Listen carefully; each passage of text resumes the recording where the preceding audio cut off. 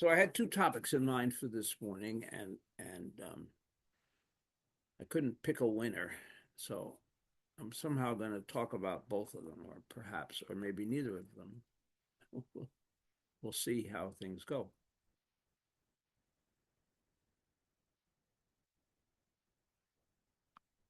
And the first one is inspired by recent events, um, and it arises out of the expression. And I looked for the origin of this expression. I'm sure there is one, but I don't know where it is. That we say before enlightenment, chop wood, after enlightenment, and carry water, and after enlightenment, chop wood and carry water. It's a very well known expression. As I discovered this morning, kind of looking around some on the internet, and that is now a path to greatness and athletic prowess. Um, So those of you who are interested in becoming great athletes, pay particular attention to this talk. I actually have no idea how they're making that correlation, and I'm not even curious, to be quite honest.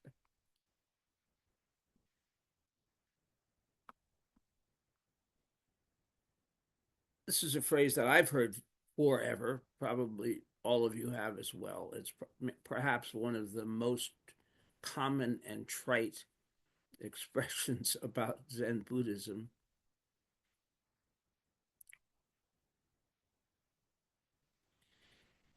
And yet it also has some truth and relevance to it.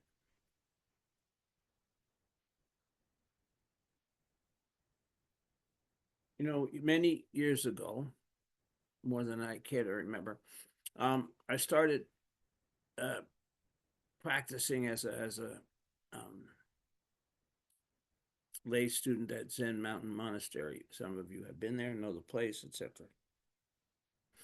One of the things that I quickly found out about Zen practice, much to my dismay, was it's boring as heck.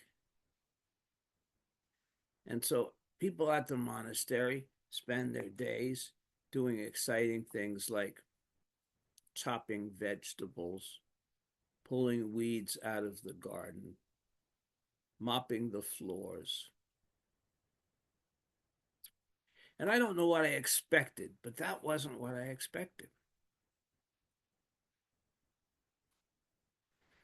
I somehow imagined something more exciting, more intriguing, And then when you finish doing all that, when you've just spent 2 hours picking weeds, you go back on the cushions and sit down and shut up and do nothing, right?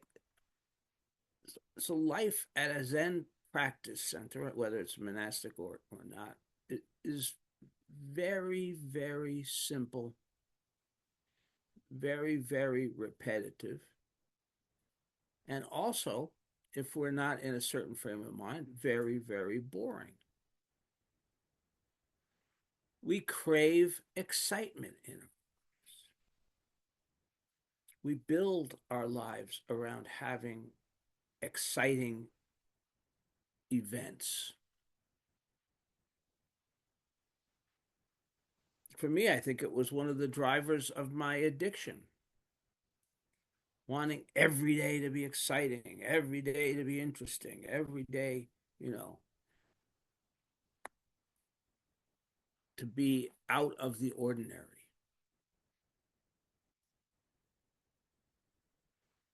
And that is part what this culture is built on, right?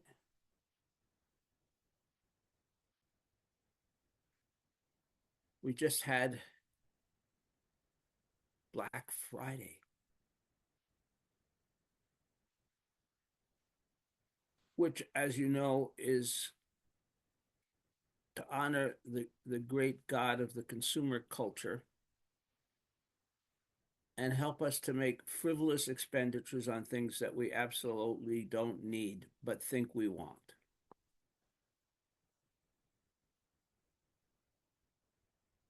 And if we look at the kinds of things that lead the parade on Black Friday, we see giant, bigger and bigger televisions and more elaborate smartphones and things that, frankly, I can only imagine that we would all die tomorrow if we don't have those things.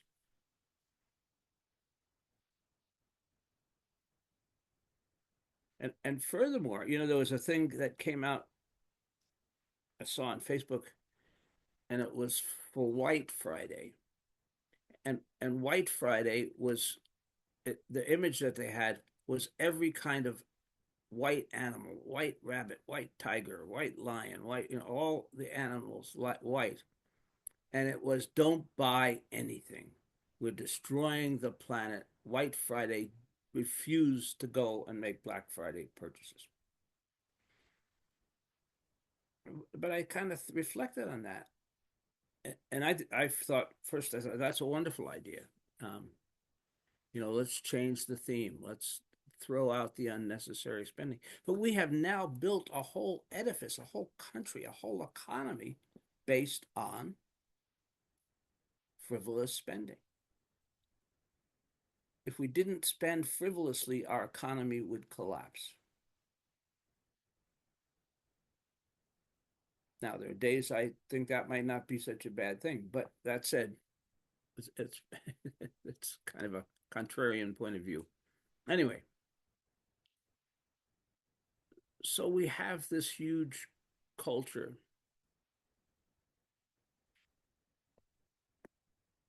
on one that's based on keeping us excited, taking fantastic trips, um, great parties and events, and present giving. It the next uh, consumerist extravaganza is only whatever it is, three 3 weeks away. I was listening this morning, how on NPR they were talking a little bit about how credit card debt multiplies exponentially when we approach the holidays.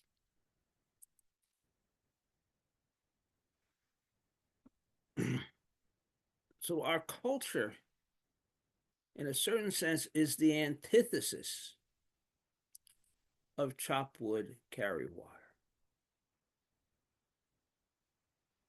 Now, on Thursday night, Thursday I had gone down to Elizabeth's. We had a very nice, quiet little Thanksgiving dinner. But I knew there was a winter storm coming, so I have two weather things apps that I was checking, and both of them said snow was going to start at 7 o'clock. It was already raining, but it was going to change over to snow at 7 o'clock. And I thought, okay, I'm going to get home well before 7 o'clock. I'm going to leave Elizabeth's at 4:30. It's an hour drive, 5:30, safely home. Excuse me. Well, at about 4:45, the rain changed to heavy snow, immediately accumulating snow. And the 50-minute drive from her house back to mine took took 2 hours. And it was harrowing, and the cars off the road and wreckers and all sorts of things. It was it was that very wet, slippery snow. Now, I've lived in northern New England, in Vermont first, and in Maine, a little stint in New Hampshire for about 50 years. I should be familiar with winter in northern New England. But somehow, probably because the fall was so warm and dry, I got caught totally off guards, totally with my pants down with this storm.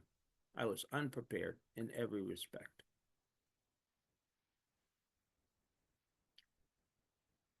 So since Thursday night, I've been spending my time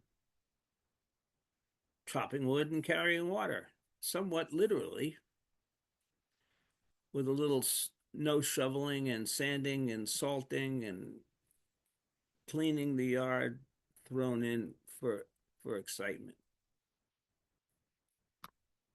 But it really brought home for me. It has. Now winter has descended. Winter is here. I've got my wood stove going. I've got to have wood chopped and brought in for the stove. Um, that's an everyday chore that I have to do. Um, and there's a whole list of them. Later today, I've got to rake the roof of my woodshed, and it, because because it has a leak and I need to tarp it, and on and on. And what I've learned from this, and it's a lesson that's been ongoing for me throughout my life, is that it's not the exciting things that make our life worthwhile. It's the ordinary things that make our life worthwhile. It's shoveling the snow and raking the roof and keeping wood in the fire and bringing in water before it freezes, etc., etc., etc., getting the snowblower repaired, on and on. That is something that Zen has taught me.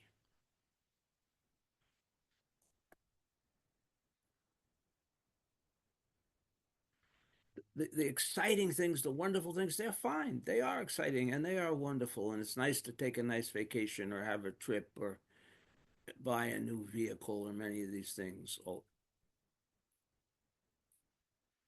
And yet, those things are not the substance of our lives. Those are not the substance of our Zen. Again, I used to think that these things were all things I needed to get out of the way as fast as possible, or even just to ignore, to go do the fun things. But again, what I've learned over the course of the years is that our satisfaction in life, our meaning in life, grows out of the ordinary things, the things that we do over and over, the things that we don't necessarily think are exciting and wonderful.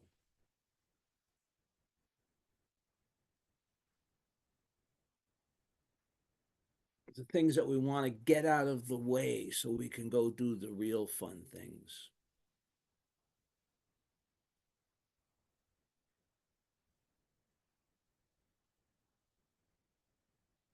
And in that sense, as we come to embrace that,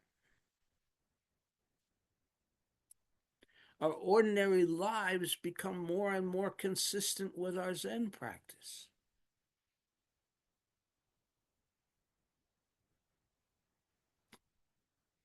You've sort of heard this from me before, but to some extent, I think the mindfulness movement fetishizes the ordinary, you know, and I'm going to do the dishes mindfully. I'm going to shovel the snow mindfully. In Zen, we say, just do the fucking dishes. Just shovel the snow. Just invest ourselves wholly in the ordinary things of our lives. Zen is not holding back. Zen is embracing the ordinary events of our lives and living them fully, not halfway. Not getting them out of the way so we can get to the real exciting stuff, but embracing them and living them fully. And sometimes that takes work. There's many things that I have to do that I don't enjoy. I'd rather not have to do. I'm sure you have those as well. So that's when my work begins. It is coming to embrace those things, particularly those things that I find frustrating, annoying, uncomfortable. but a part of my life anyway. And they deserve to be lived fully.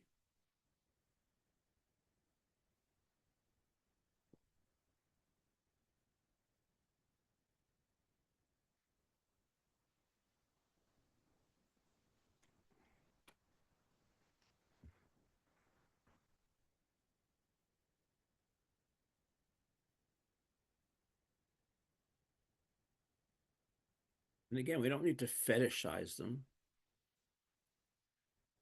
We don't need to put on our roxus when we go to clean the toilets or something, although we're not even supposed to have our roxus in the toilet. So that's another thing. But,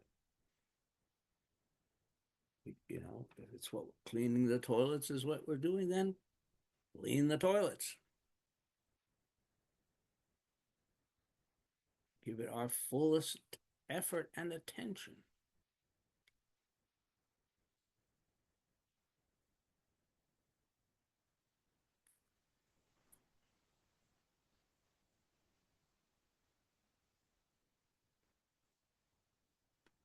One of the things that I'm finding with aging is not necessarily that my memory is getting worse, although it probably is, but my quality of my attention is getting worse. And so I'm often missing something or forgetting something, not because I've forgotten it, but because I'm completely distracted. And whereas maybe when I was younger, I could multitask and have a whole bunch of things going on and kind of keep them in balance. Can't do that anymore. I've got to do one thing. I've got to focus on one thing. So there's a kind of an interesting coincidence of dealing with an aging brain and with Zen, because it's really both the same idea. Not being fragmented, not having a lot of balls in the air. Very tempting, very tempting. This little box that I'm looking in where I see all of your faces encourages that. Right? I'm sitting here talking to you. I've got pop ups coming from the weather source. I have them allowed to give me pop ups because I think, okay, if it's an weather emergency, if there's a tornado or something coming, I want to know about it. But that's not what they're telling me about. They're telling me about all kinds of errata. So, and they distract me. They distract me when I'm giving a talk. Excuse me. And messages come from all over. You got to look at Facebook. Got to look at Alignable. Got to look at LinkedIn. Right? On and on and on. And I don't think anybody's brain benefits from that. But particularly as we're aging, I think it becomes harder. And we need to be able to focus. And again, that is the core of our Zen practice, focusing, being present to this very moment of our lives, to what we're doing, whatever it is, whether it's exciting or mundane, that's irrelevant. In fact, what I would say from a Zen perspective, there's no such thing as exciting or mundane. There's just the things that we do, the things of our lives. And that can be enormously satisfying if we allow ourselves to ignore the distractions and to stay focused and to invest ourselves in the simple tasks, in the chopping wood and carrying water.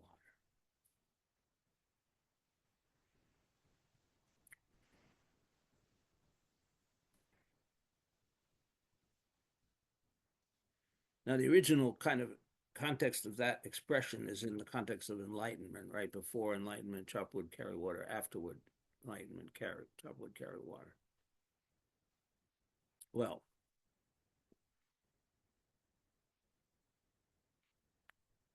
there's nothing about enlightenment that changes that. we don't get enlightened and then have a crew of servants who come to do the mundane chores for us. Unless, well, if we're a teacher at a big monastery, maybe that happens. But for most of us, no such thing. And that's more than okay. That's how it should be. That's how our lives should be. If there's any, I don't like that necessarily like the should word, but I think it's inescapable. When we try to escape it, we get stuck in addictions. We get of all sorts. We get stuck in cycles of consumerism. We get stuck in avoidance.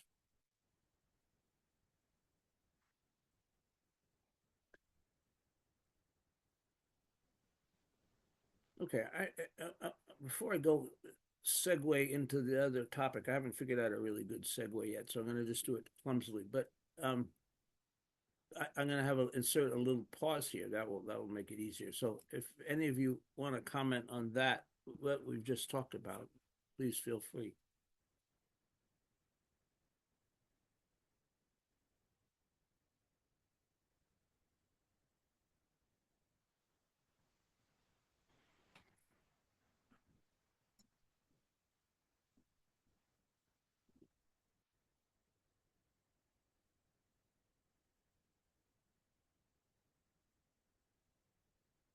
We don't have Susan this morning, so we may sit here in silence for a very long time.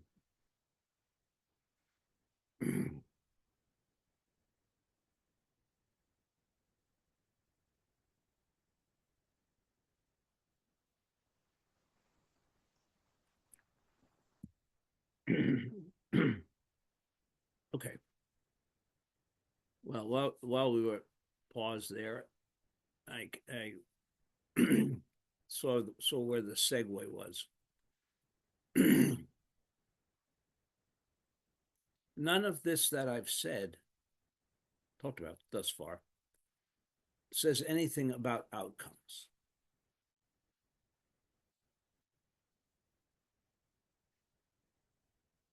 We might follow the task of studiously, attentively doing the basic chores of our lives and still have bad results.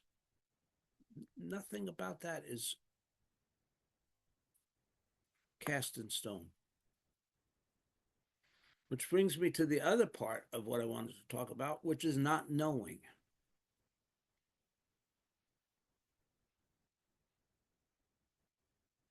We talk about it as the first of the three tenets of the Zen peacemakers, but it really can stand alone. It almost sort of gets lost in that context. But it really is an important standalone, not knowing. One of the other things that we tend to do is seek the grounds of certainty, knowing, and consequently controlling the outcomes of our lives.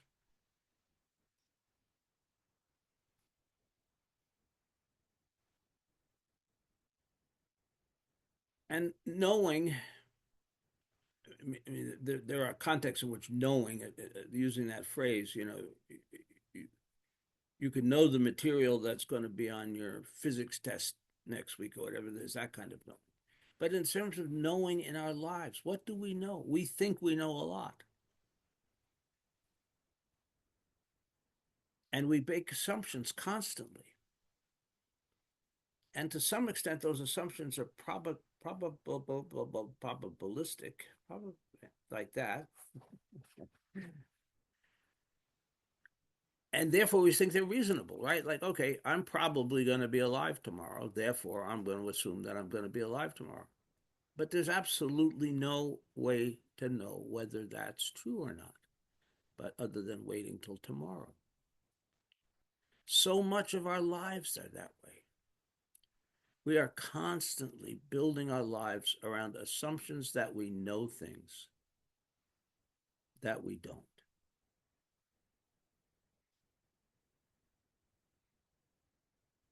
And so the other piece here of living our lives well, and from a Zen perspective, is emptying as many of those containers as we can.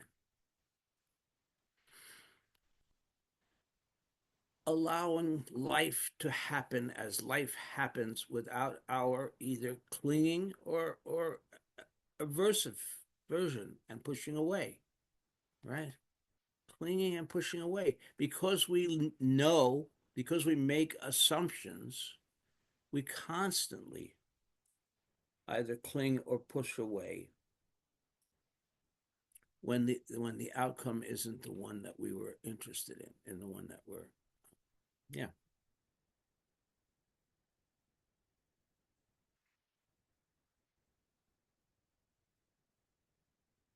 In reality, we know very little outside of this moment.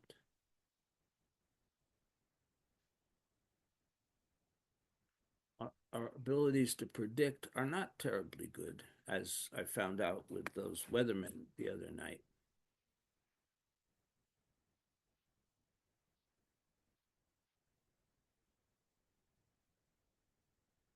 And our knowing gets us in trouble because it causes us to want to shape reality in accordance with that perception, that vision that we have, as opposed to living reality in the shape that it has, which we really have very little control over.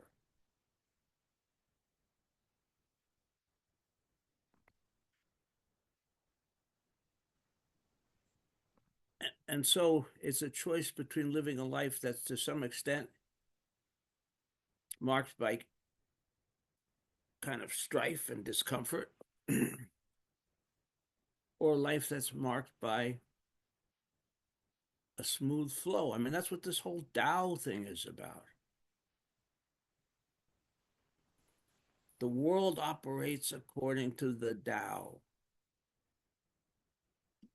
roughly gets translated as the way. Well, the way is that the world does what it does, irrespective of what we want or don't want. The world does what it wants. We have very little control over that. And we may have the most control in the sort of smallest sphere, but as the spheres go out, less and less.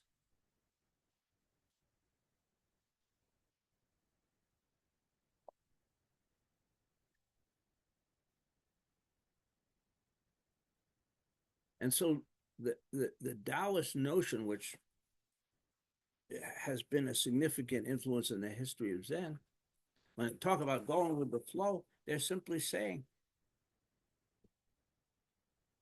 do not resist the things that are happening because that's the way the world is unfolding. That's the way this moment is unfolding. That's the way our lives are unfolding.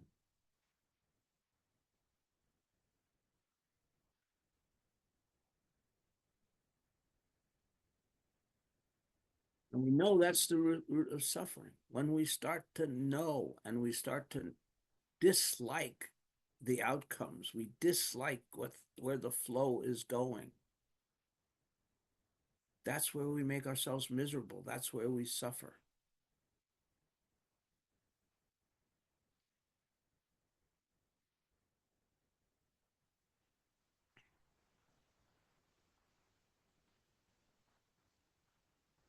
When we are content to just chop wood and carry water, to do the next thing,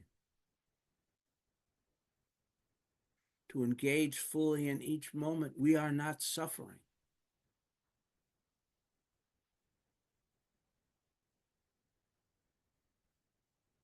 We are, in essence, going with the flow.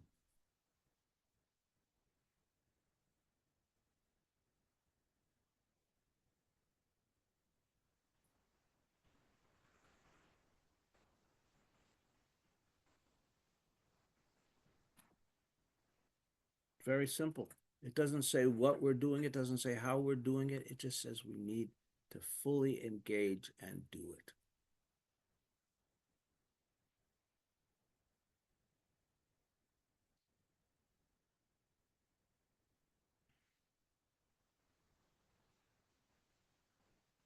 And when life throws us obstacles, we need to make the discrimination. Is that an obstacle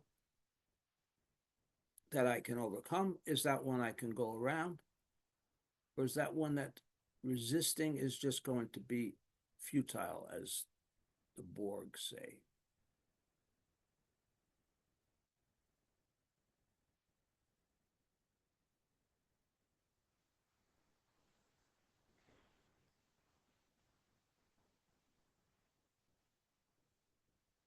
So, in essence, chop wood, carry water is the secret to life.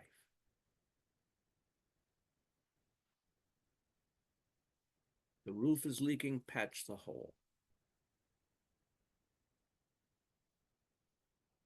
A friend is upset, give them a shoulder to cry on.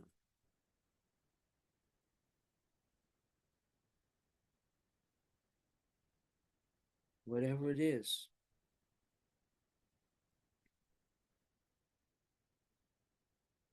And that goes to the cousin of not knowing, which is not picking and choosing. Right? The great way is not difficult, only avoid picking and choosing.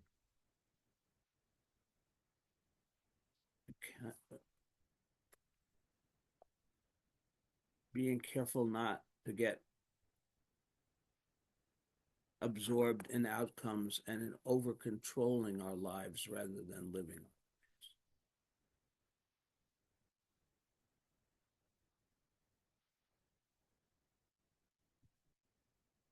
Okay, I'm going to pause again there.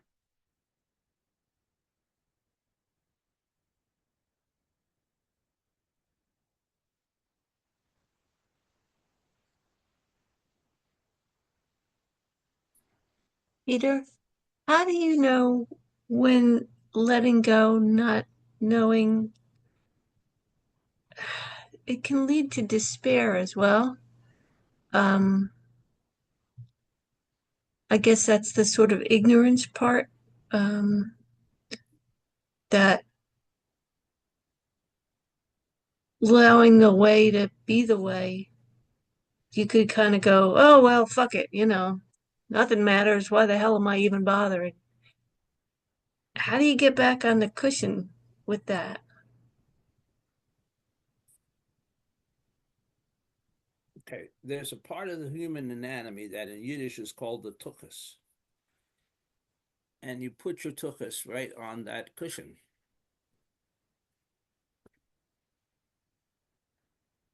You know what you describe, Molly. It's easy to that's a trap that it's easy to fall into, right? And we do that a lot in our lives. But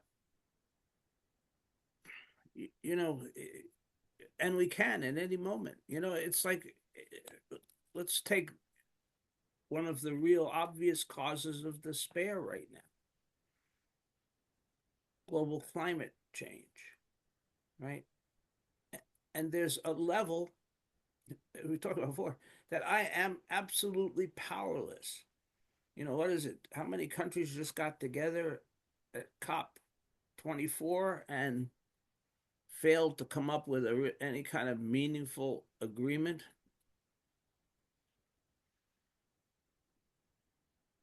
Because the vast political and economic systems of the world are not interested in making that change. And what do I do? So it's tempting to be despairing. It's tempting to just throw up my hands and say, I think fuck it was the expression you used. That's a good one. And yet, I feel, it's kind of become sort of an existential thing. And for me, it is, I need to do what I can. I can't worry about the things and the people I cannot control. The only person I can control is right here. And I have a very tenuous hold on that. So I do what I can. Same with practice. I do what I can. I keep putting one foot in front of the other because for me, and this is sort of a personal existential choice, despair is anathema. I feel like as long as I am alive,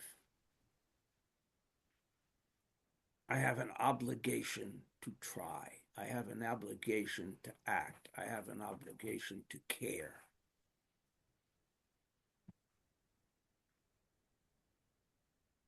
And I don't know, I don't even examine why that is. That's just how it is for me. And so I feel the call to do what I can. And to some extent, ignore that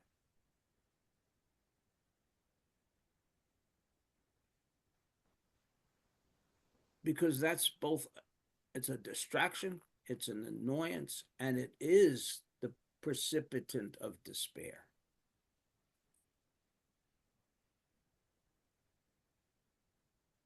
Yeah, now that I look at it, it's also fear and also pretending I can read the future. So if you're in the now, you can't really worry about what, as you said, you could be wiped off the planet like that. So no sense worrying about it.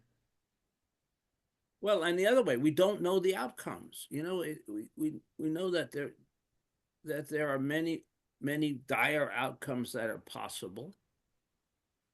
We know that many responsible scientists and others are pointing these out, but we don't know.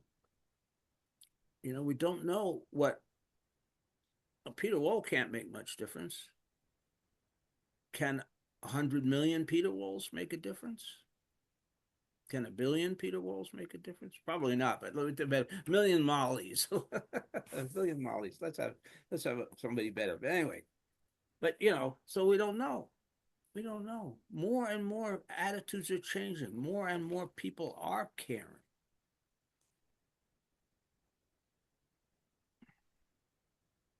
The most hideous consequence of this past election, other than the fact of whom our president is going to be for the next 4 years,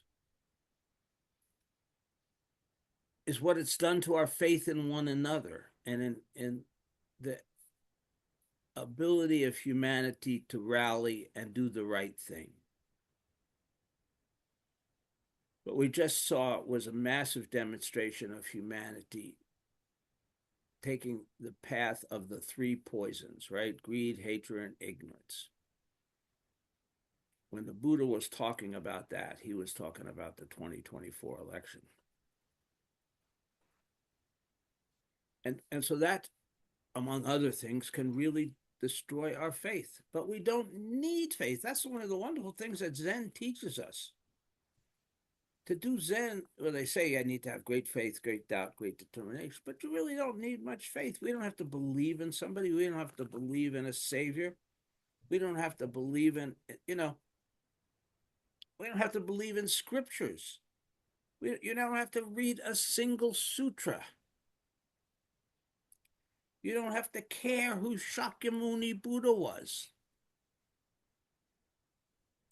You don't have to care what he said. I mean, I'm not suggesting that, but because the only thing we need to do is live our lives responsibly and practice.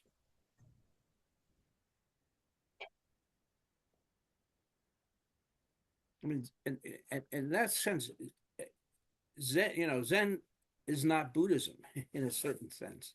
We call it Zen Buddhism, and it derives from Buddhism, but it's not.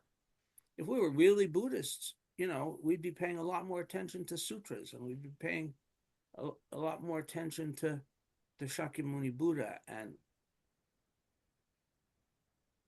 the ancestors.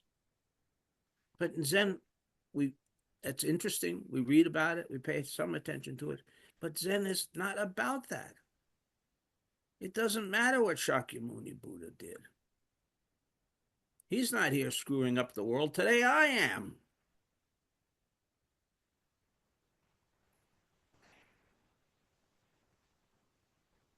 He's not having existential crises in these times? I am. Any of you that would like to be included in that can be, but I'm not making assumptions. And so to me, that's what Zen is about. How each of us is going to interact and cope and hopefully provide some measure of remedy in these difficult times.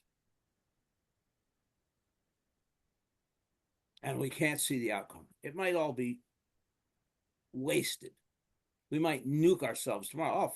Oh, I was going to get high this afternoon because, you know, any minute somebody could push the button.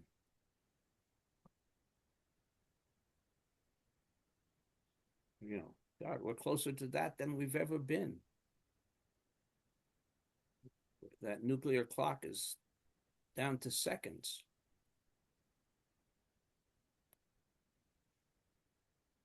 Does that mean we give up or does that mean we plunge forward?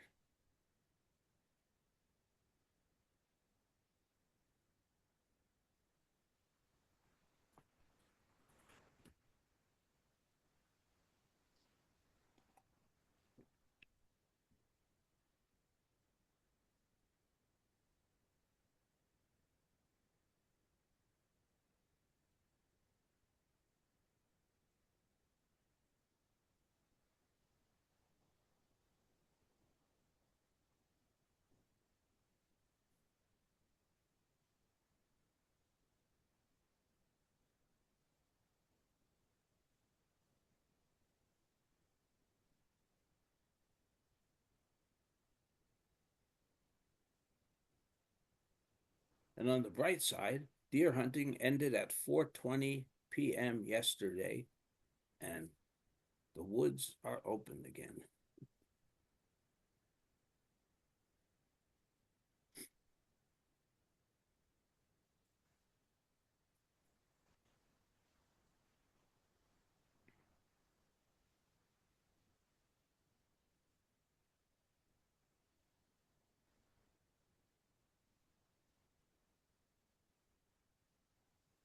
Oh, we really need Susan. Holy cow, I'm going to have to up her salary or something.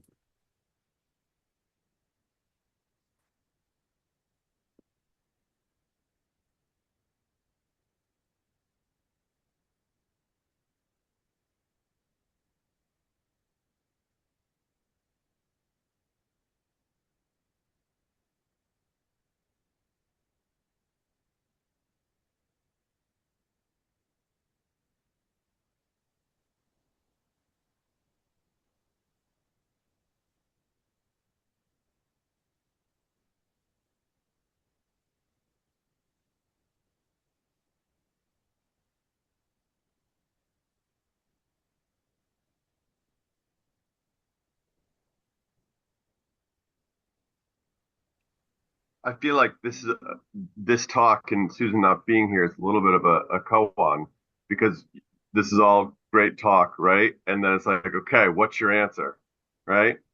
And here it is.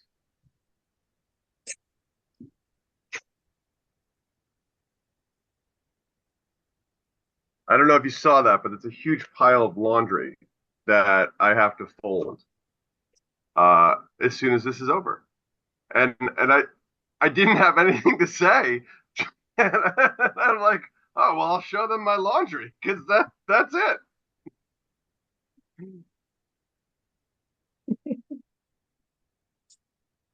That is an outstanding pile, by the way.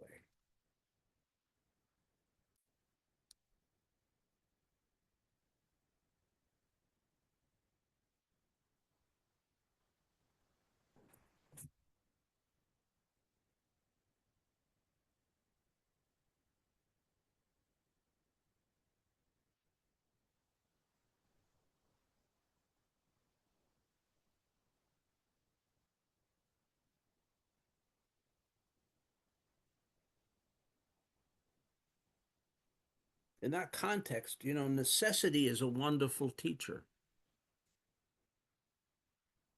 right? one of the things that we try to do in our lives is eliminate necessity and create free time, right? Our ancestors didn't have any such concept. They lived with necessity every day. You don't plant the garden, you don't have food. You don't feed the animals, you don't have food. On and on and on, right? They had a whole, and from the time they got up till the time they went to bed at night,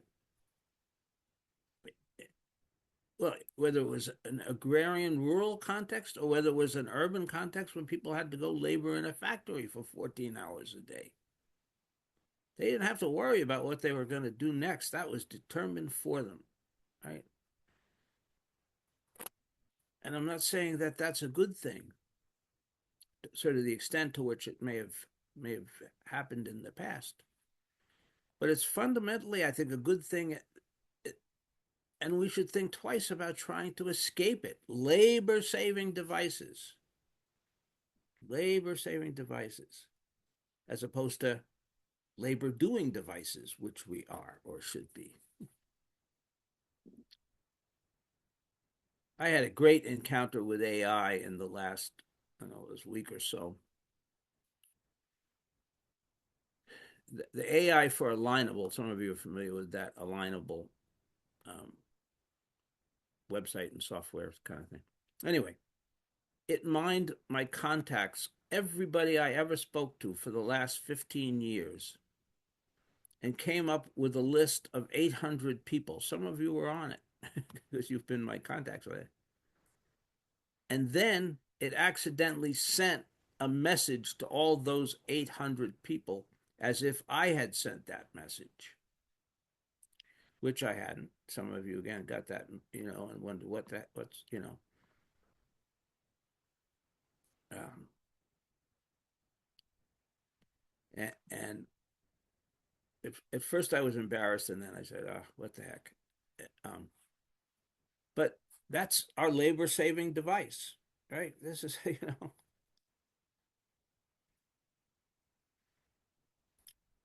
So I think there's something fundamentally flawed in that whole idea that we want to avoid labor and we want to make, in the name of simplicity, we're making things more complex.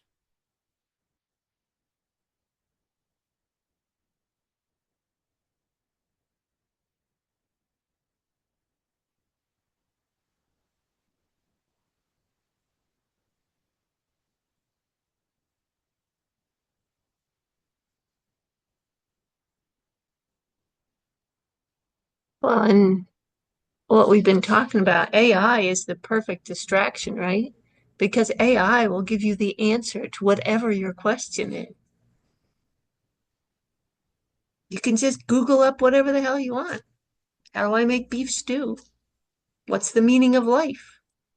What is my sister doing? You know, and it'll tell you.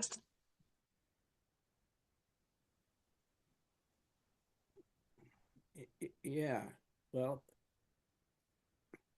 I do my best to avoid it, but you can't. You can't even avoid it anymore, right? It's like when I used to do a Google search. Google did it for me, but now the AI comes in and, like you say, will answer any question.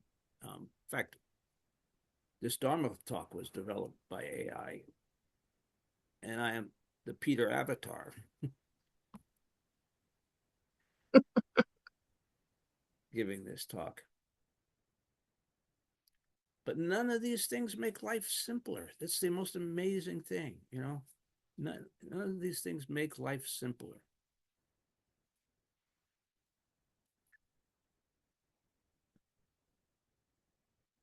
And that, at least in my life, there's something tremendously refreshing about having to do the concrete chores that I have to do,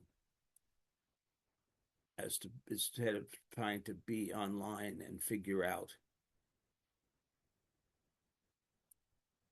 why, you know, whatever happened that I didn't know about, and so on and so forth, and like my 800 messages getting sent out.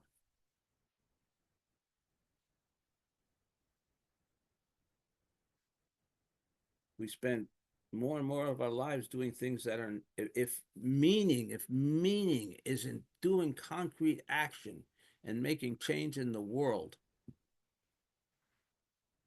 we spend more and more of our lives doing things which have no meaning behind trying to solve the technological problems that we created by our new technology.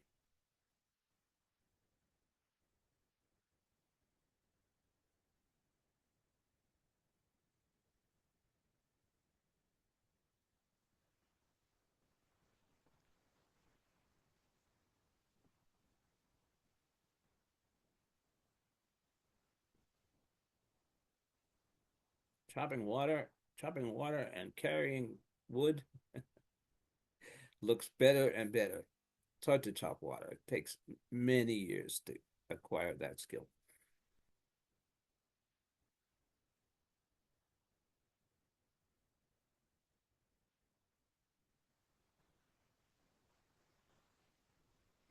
You have something done. You can do something. At the end of the day, you can see a pile of wood. That's the result of the labor, right? I can have water to drink because I've carried water into the house. There's something wonderful about those concrete activities that we can have a tangible result. Not just I averted my account from being hacked or something. That's important, but I can't pile that on the doorstep at the end of the day and say, wow, this was a good day.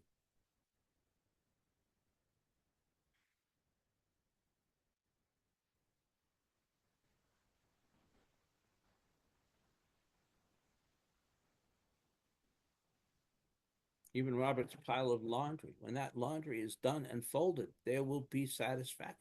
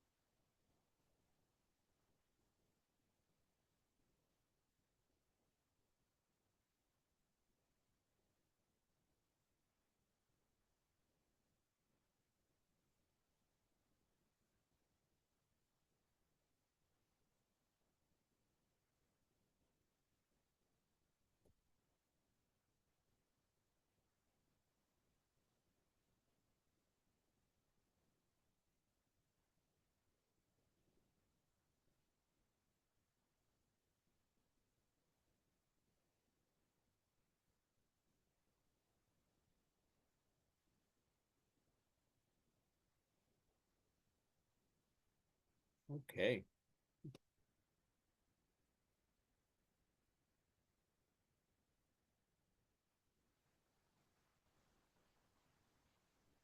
I'm glad that my talk evoked such lively discussion today.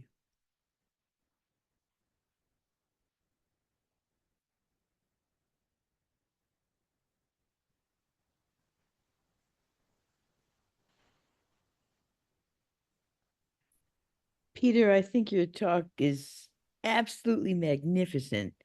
And it's just so hard to know how to add. So thank you so much. But I will say that one of the things that keeps coming up for me is um, our kids were here for Thanksgiving. And I'm thinking about as they've become young adults and have their own lives, and all we want is to be with them when they're here. The shift to how to be present, enjoy them in the simple living reality of being here, not the grand reality of adventure and excitement, and but just the simple. And that actually it feels to me like, just kind of digesting what you've been saying, that the shift for me from my past way of holding things and being is that maybe it really is just true of just simply being here. They're simply being here with them, with their extremely intense lives and their seeking of, um a release and the excitement of that they've got some time off, that we are actually just here. And doing, for me, doing the simple things like, in fact, chopping the vegetables. Not them, but the other vegetables. So it's a very beautiful, very important, and feels very relevant for us, for me, the dilemma of just being here with my beloved family and just being the vegetable chopper. Anyway, so Well, thank you. no, that's beautiful. I mean, that's the pre-consumerist version of the holidays. Being together with people we love, simple things, cooking meals, spending time, laughing, talking, throw the crazy Trumper uncle out in the snow, And not knowing, and not part know, of it and is right, and really, really, really letting go and not knowing, yeah, just because. But again, this is what you know. We have created these delusive visions of what our lives should be like. That we should all be on the Hallmark Channel or something. As opposed to it's just the ordinary stuff. Ordinary stuff. And one of the things that always disappointed me, is that I'd wait for my son to come home. Big deal. It was like, oh, he's home, and then he'd hop in the car and go see his friends. So he got like 10 minutes at the beginning of the vacation and 10 minutes at the end of the vacation. And in between, they were like doing their video games and all that sort of stuff. But it's even that, it's even that, just ordinary stuff.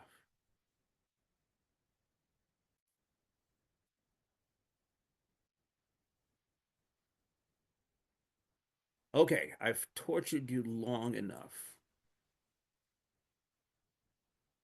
I can see that. So, everyone, have a wonderful day.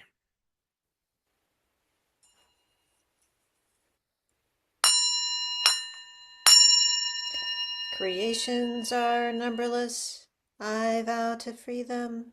Delusions are inexhaustible. I vow to put an end to them.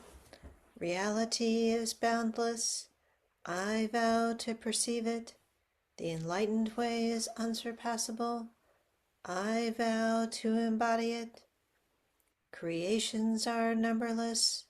I vow to free them. Delusions are inexhaustible. I vow to put an end to them.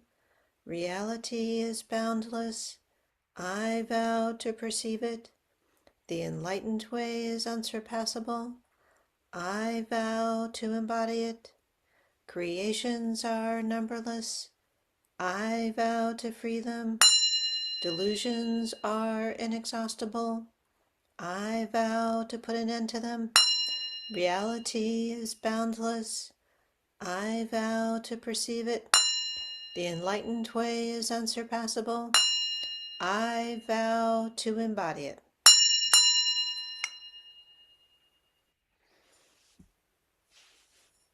Have a good day, folks. Thank you, Pierre.